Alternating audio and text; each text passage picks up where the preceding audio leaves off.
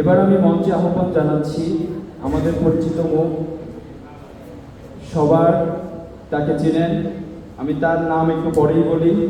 তিনি একজন বিচক্ষণ এবং প্রাজ্ঞবান এবং প্রভাবশালী আলোচকও বলা যায়, একজন নিখুঁত লেখক এবং ধারাবাহিক চিন্তাশীল নেতা। তার চিন্তা ও ভাষণ সবসময় শিক্ষণীয়, প্রেরণাদায়ক এবং আন্দোলনের পথকে আলোকিত করে। আপনারা হয়তোবা তাকে চিনতে পেরেছেন। এই পর্যায়ে আমি মঞ্চে আহ্বান জানাচ্ছি জাতীয় নাগরিক পার্টির কেন্দ্রীয় যুগ্ম আহ্বায়ক জনাব সারোয়ার তুষার ভাইকে।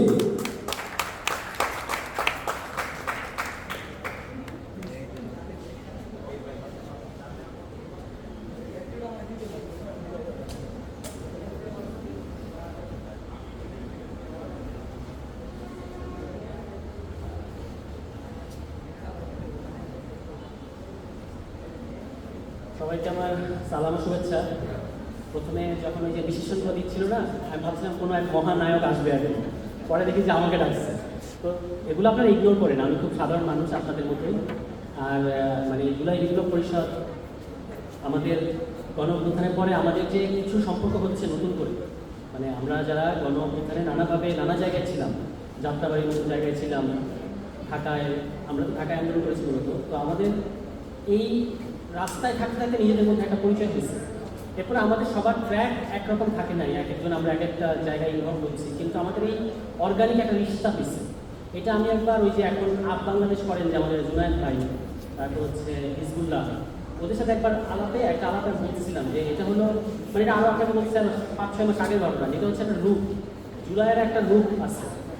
এই রূপ আমাদের মধ্যে একটা যে সম্পর্ক করছে, দেখবেন যে আমাদের মধ্যে পরস্পরের মধ্যে অনেক অভিযোগ আছে পরস্পরের মধ্যে। আমরা ফেসবুক অনেক সময় এগুলো নিয়ে লেখালেখিও করি, অমুকটা ধরে টমুকটা ধরে এগুলো লিখি, কিন্তু যখন আমরা আবার সামনাসামনি আসি পরস্পরের, তখন কিন্তু আমাদের মনটা গলে যায় এবং আবার মনে যায় যে একটু নিজের ভাই, তারা একটু আলিঙ্গন করি, এরকম আর কি। তো আমার খুবই ভালো লাগে যে আমাদের জুলাই কেন্দ্রিক যত ধরনের সংগঠন আছে, কালচারাল কিংবা রাস্তার মুভমেন্ট করে, শহীদদের নিয়ে কাজ করে, যত ধরনের সংগঠন আছে, তাদের যে কোনো ডাকে আমি থাকার চেষ্টা করি। আজকে আমার একটু দেরি হয়ে গেছে অনিবার্য কারণে, কিন্তু এই রিশতাটা, আমি এটা কেন আসি এখানে, খুব জ্ঞানগর্ব একটা কথা বলে আপনাদেরকে উদ্ধার করে দিব এরকম কোনো জায়গা থেকে আসি না। আমি আসি হচ্ছে সিম্পলি যে মানে এই যে রিশতাটা, এই রিশতাটা ঝালাই করতে আসি। এই রিশতা ঝালাই করার সুযোগটা যখনই পাই তখনই আসে। তো এইটা আমাদেরকে, আপনার যে তোমার চোখে জুলাই, আপনারা একটু পরে পুরস্কার বিতরণ করবেন, জুলাই আমারও চোখেও একটা জুলাই আছে। সেটা হচ্ছে এই রিশতা এবং এই জিনিসটা আমাদেরকে ধরে রাখতে হবে। কারণ হচ্ছে কেন ধরে রাখতে হবে, যে আমাদের এই গণ অভ্যুত্থানের পরে আমরা যে ধরনের বাংলাদেশ করতে চেয়েছি বিপ্লবীরা, এটা আমরা করতে পারিনি পুরোপুরি, এবং নানা কারণে আপনারা এই 1 বছর মধ্যে জানেন কী কী কারণে আমাদের মানে আজকের এই বর্তমান অবস্থায়। কিন্তু আমরা এটাও মনে রাখতে হবে যে এর মানে সংগ্রামের কোনো শেষ নেই, কারণ আমাদের সামনে আরও সংগ্রাম আছে এবং সামনে আরও মানে নানা ধরনের ঝুঁকিও আছে, বিপদও আছে।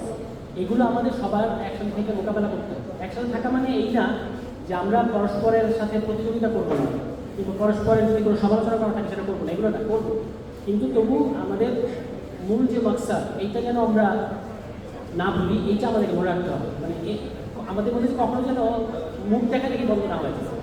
মুখ দেখা দেখি বন্ধ হয়ে গেলে এটাই চায়, যারা চায় যে জুলাই ব্যর্থ হোক বা জুলাই সফল না হোক, তারা কিন্তু চায় যে আমাদের মধ্যে মুখ দেখা দেখি বন্ধ হয়ে যাবে।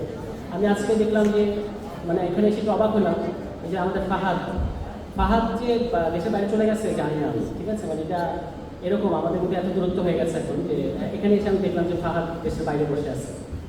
কিন্তু আমার মনে আছে যে সর্বশেষ পরিবারের একটা প্রোগ্রামে আমি নাকি কবে যাত্রাবাড়ি থেকে কি একটা কথা বলছিলাম, এটা নিয়ে ফাহাদরা হচ্ছে আমাকে বেশ কাঠগড়ায় দাঁড় করাইছিল। তো এই যে নিজেদের মধ্যে এই সম্পর্কটা, যে কাঠগড়াও আপনি দাঁড় করাইতেছেন, আবার আপনি আমাকে ভাইও মনে করতেছেন, হ্যাঁ, এইটাকে আমি খুব মানে চাই যে এরকম সম্পর্ক থাকবে, একদম শত্রুতা না হোক। কারণ আমাদের মধ্যে শত্রুতা হলে পৃথিবীর বিভিন্ন দেশে যে আপনার গণ অভ্যুত্থান বা এই ধরনের বিপ্লবের যে ইতিহাসগুলো আমরা পড়ি, সেখানে বিপ্লবের পরে প্রথম কাজই থাকে হচ্ছে বিপ্লবীদের মধ্যে নানা ধরনের জ্ঞানজাম ঢুকায় দেওয়া। এটা খুব খুব পরিকল্পিতভাবে করা হয়। এটা করা হয় কারণ যখনই বিপ্লবের শক্তিগুলো পরস্পরের সাথে থেকে দূরে সরে যাবে, আপনি যদি আমাকে ফিল না করেন তাহলে আপনি আমার বিপদে দাঁড়াবেন না, আমি যদি আপনাকে ফিল না করি তাহলে আমি আপনার বিপদে দাঁড়াবো না। এইটা যখন ঘটবে তখনই হচ্ছে ওই যে যেটাকে বলে যে বেহাত বিপ্লব, বিপ্লবকে বেহাত করার যে ষড়যন্ত্রগুলো হয় সেগুলো তখন হয়। তো আমি আর খুব বেশি বলবো না, আমি জানি যে আপনারা সারাদিন সকাল থেকে এখানে আছেন, অনেক পুরানো মুখকে দেখে নতুন করে দেখে ভালো লাগছে অনেকদিন পরে। আর আমাদেরকে দোয়া করবেন যেন আমরা বাংলাদেশের মানুষ, সবচেয়ে বড় যে কথা, এখানে অনেক আমাদের ছোট ভাই বোনেরাও আছে, বাংলাদেশের মানুষ আমাদের কাছে একটা ঐতিহাসিক দায়িত্ব দিচ্ছে। এই কথাটা আমি খুব বিশ্বাস করি। এই ফ্রান্স ফানু নামে এক লোক আছে, উনি লোক ছিল আলজেরিয়ার, খুব বিপ্লবী আর কি, 35 বছর বয়সে মারা গেছে। কিন্তু এর মধ্যেই খুব গুরুত্বপূর্ণ কিছু কাজ উপহার দিয়ে গেছে পৃথিবীকে, যেগুলো এখনও আমরা করি।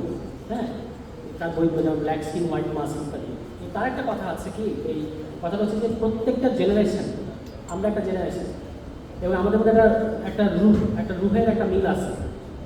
তো প্রত্যেকটা জেনারেশনের কাছে একটা মিশন থাকে, প্রত্যেকটা জেনারেশনে। ধরেন যারা 47-এর পরে, 47-এর আগের যারা 30-এর দশকের 40-এর দশকের, ওদের মিশনটা কী ছিল যে আমাকে এই বর্ণ হিন্দু এবং ব্রিটিশদের থেকে আলাদা হইতে হবে। তো তারা পাকিস্তান আন্দোলন করছে। এর পরের জেনারেশন আবার দেখছে যে না, পাকিস্তানের ভিতরে সমস্যার সমাধান হইতেছে না, তখন তারা 71-এ মুক্তিযুদ্ধ করছে। এখন আমাদের এই 24-এর গণঅভ্যুত্থানের সময়কার আমাদের যে জেনারেশন, আমাদের সামনে দুইটা ইয়ে আছে। হ্যাঁ, শেষ করে দিব। একটা হচ্ছে যে বাংলাদেশের মানুষের যে চাওয়া পাওয়া, এগুলাকে আমাদের মানে ডিফেন্ড করতে হবে সবসময়। হয় ডিফেন্ড করতে হবে অথবা বিট্রে করতে হবে এটার সাথে, এই দুটার বাইরে কোনো আর অপশন নেই। তো আমাদেরকে অবশ্যই মানুষের, আপনি জানেন যে বাংলাদেশের জনগণ বারবার রক্ত দেয়, বারবার জীবন দেয়, কিন্তু তারপর আবার তার কাছ থেকে এস্টাবলিশমেন্ট সব কিছু কেড়ে নেয়। তো এইখানে আমাদের এই বিপ্লবী শক্তিটা বা বিপ্লবী উদ্দীপনা ধরে রাখতে হবে। নিশ্চয়ই এগুলো নিয়ে আমাদের মধ্যে আরও কথা হবে, কিন্তু আজকে অনেকক্ষণ সময় হয়ে গেছে। আমি আর কথা বললাম না, সবাই ভালো থাকবেন এবং নিশ্চয়ই আমাদের মধ্যে এই যোগাযোগগুলো আরও বাড়বে এবং আমরা একটা সামনের যে রাজনৈতিক কর্তব্য সেটা একসাথে নির্ধারণ করতে পারবো। এগুলো আমি আমার বক্তব্য শেষ করছি। সবাইকে আসসালামু আলাইকুম।